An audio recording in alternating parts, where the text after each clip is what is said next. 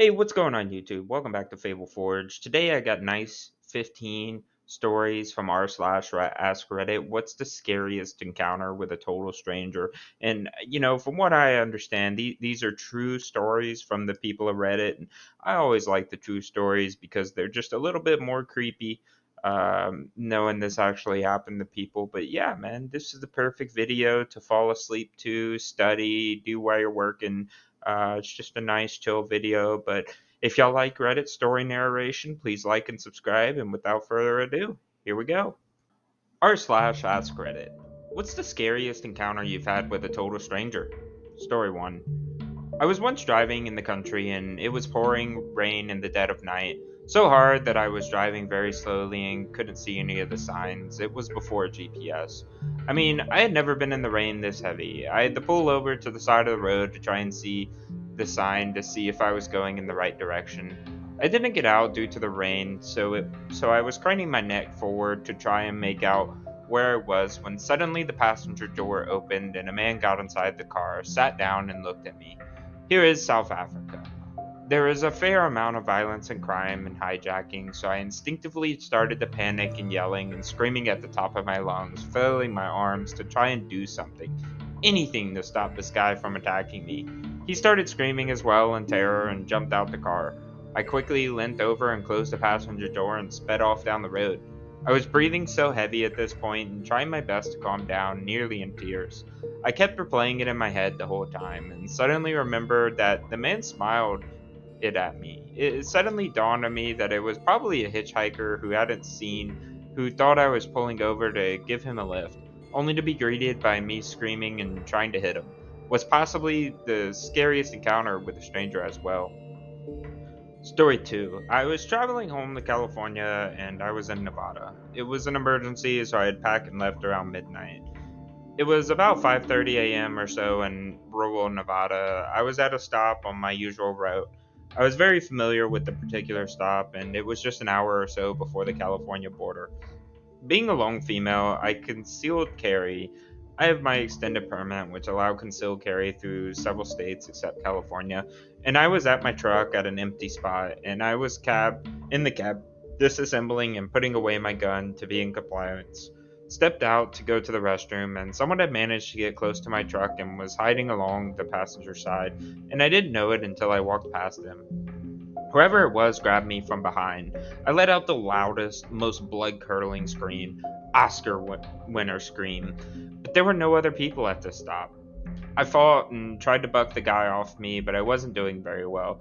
Kicking led to him lifting me off the ground where I couldn't get him, and trying to break through his arms made him bend me over with him still behind me. I'm not sure how long I was screaming and fighting, but then I heard tires screech and I figured it was the creepy van my parents told me to avoid as the kid coming to take me away. Nope. It was a Toyota Corolla full of teenagers headed to the gas station before school. The teens jumped out and ran towards us, and the driver stayed in the vehicle. The guy who grabbed me took off. Two of the kids chased him through the desert beyond the gas station on foot, and the driver and the other kid made sure I was alright. I send these four boys Christmas and birthday cards every year. I'm sure it wasn't if it wasn't for them, I would have been kidnapped or killed. Josh, Austin, Mason, and James, thank you guys. Story 3. My story is not quite the same as most. Years ago, I used to work as an ecological surveyor. Basically, I got paid to take long walks in the Peak District National Park here in the UK and note down all the plant species I saw. I was walking down a trail one morning along the edge of a woodland when suddenly about 8 of the bushes stood up and produced rifles. I nearly shit myself, and they were laughing like hell.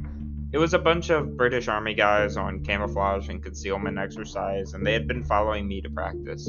Apparently, I had nearly trotted on one of them earlier, and he was hiding right by the trail.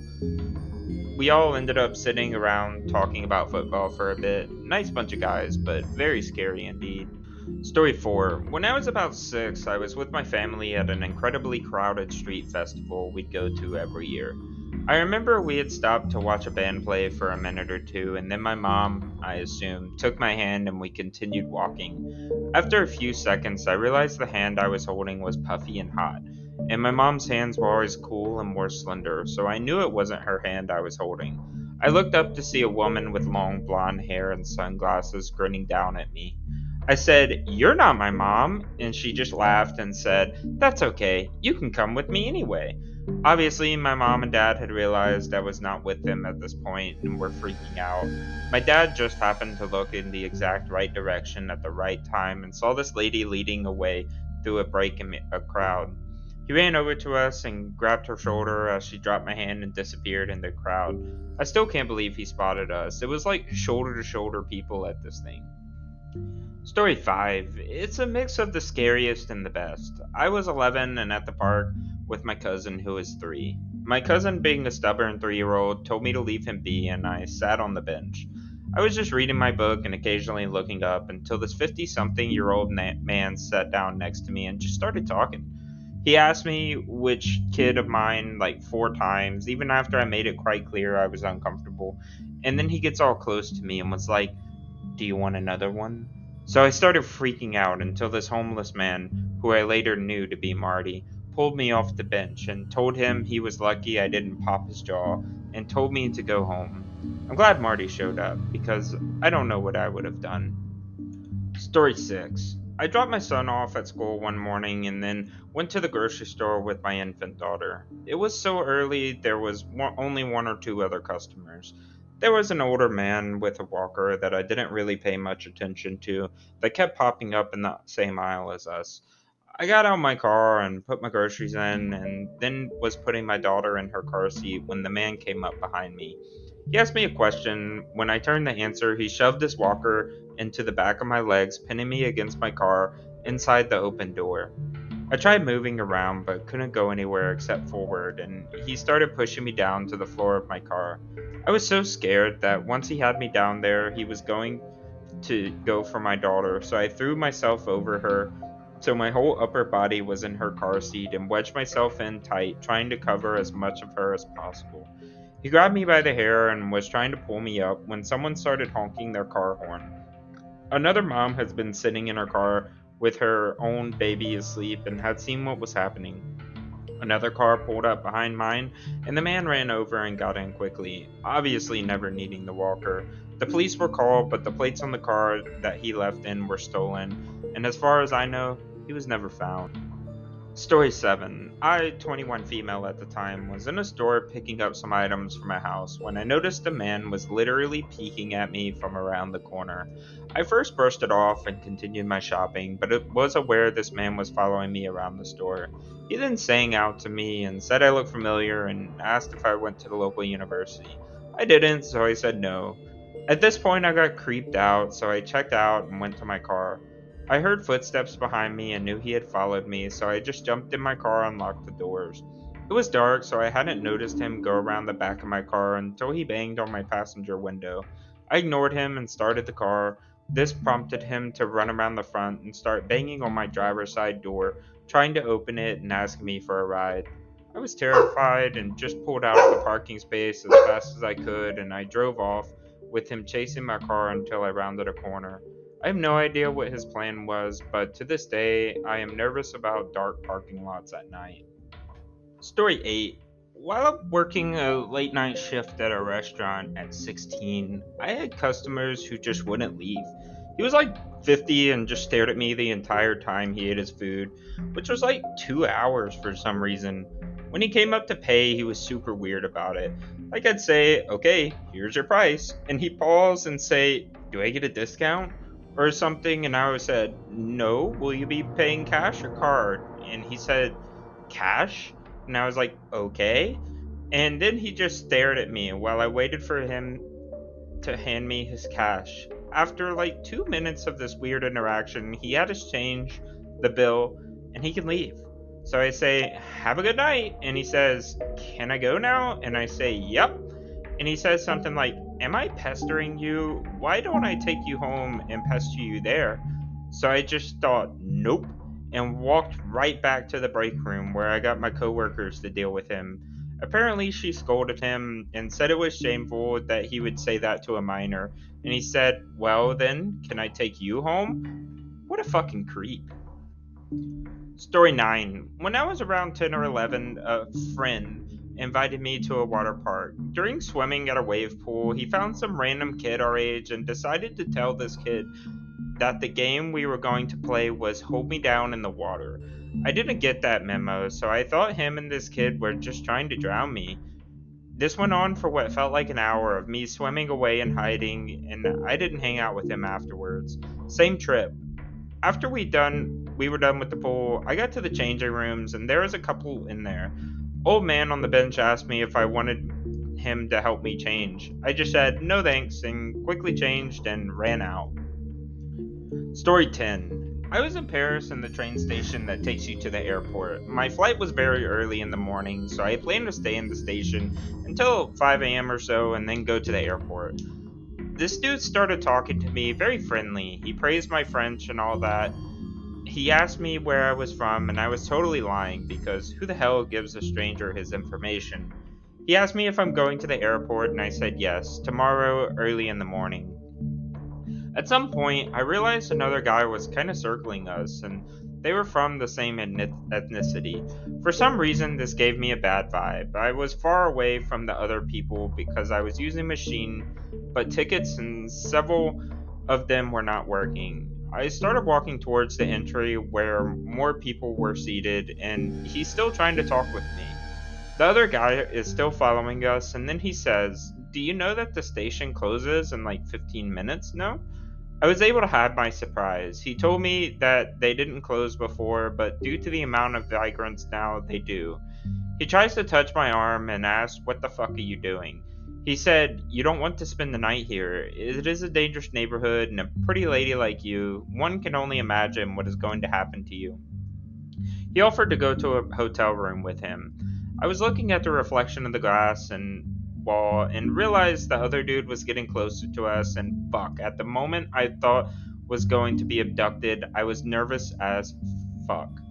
Until I hear a Latin woman speaking Spanish. I looked at her and she was with her two adult children. I almost cried. She was Mexican and for some reason I was convinced she was going to help me. I said, "I don't think my mom is going to like that," and I walked towards her and said very fast in low Spanish, "That guy and his friend are harassing me. Please help me." So she did, and we stayed together the rest of the night until the train station opened again. I'm forever grateful to her and her family. They saved me. I was able to return home to my real mom thanks to her. Story 11. I was taking a shower in the bathroom of the walkout basement. My 3-year-old son was upstairs with my mother eating breakfast. I heard him open the door and told him, "Mommy's in the shower, you have to wait." The door didn't close, but he didn't respond either, so I asked him to go back upstairs and ask Grandma for whatever he needed. Instead, I see a shadow and an outline of a hand touching the shower curtain and realize that there is an adult in the bathroom, not my son. I scream and punch through the shower curtain. I don't think I connected, but I heard the man run out away. As fast as he could, I jumped down and grabbed the towel to check my son and mom. At the same time, my mom was coming downstairs to see if I was okay from the scream. The man never went upstairs, and they didn't know how it happened. The walkout basement door and window were open. I called the police and they didn't find him, just my empty wallet about a block away. They did come back to me a few weeks later to let me know that they caught a guy in the area raping women at gunpoint, and they think it was the same guy. Never been so scared in my life. Story 12. I was about 19 and driving home from dinner one night, probably a ribeye sandwich from the local truck stop, because those were cheaper and excellent. A woman standing next to a motorcycle at the side of the road waved me down, so I stopped. She said that she ran out of gas and that she didn't want to scare me, but her boyfriend was hiding down over the bank. Uh-oh. This giant comes up over the bank in dusty road leathers. He's a damn mountain of denim, leather, and hair. Shit. Fake damsel in distress. I'm an idiot. I was close to home. I felt safe, maybe? Maybe I can leg it home. Surely he's too big to be fast? The giant apologizes for hiding, but we ran out of gas, and there was no way anybody was going to stop on an empty road to help with me standing here. He's embarrassed. Now, I felt a little guilty for agreeing with him. He's intimidating as hell without putting any effort into it. He doesn't have to. We're out of sight and isolated on a secondary road, but it's less than a mile to I 80. I can almost see my house from where I'm standing. It gets boring from there. I tell him I've got a can of gas for the lawnmower with at least a gallon left in it. He says he can go 70 miles on that. The truck stop is 2 to 3 miles up the interstate and is happy to pay for it. I'm home and back in 2 minutes. He insists on paying me $10 for a $2 gallon of gas because I'm not sure I'd have come back if it were for you. There was just that 15 seconds of ice cold, slow motion terror between the girlfriend saying, "Didn't want to scare me. Who says that?" And the mountain coming up from over that bank and apologizing. Story 13. I was in high school and worked at a truck stop. One night, a trucker came in and stared at me for a long time. Whenever I moved to, he was staring me down. I told him that if he needed anything, that he would need to come to the counter and order it. He just grunted and kept staring. I'm not a small person, and at the time I was playing football, wrestling, and track. I was also at the gym 6 days a week. I was 190 pounds of muscle and teenager hormones, but the vibes I was getting from this guy were making me nervous.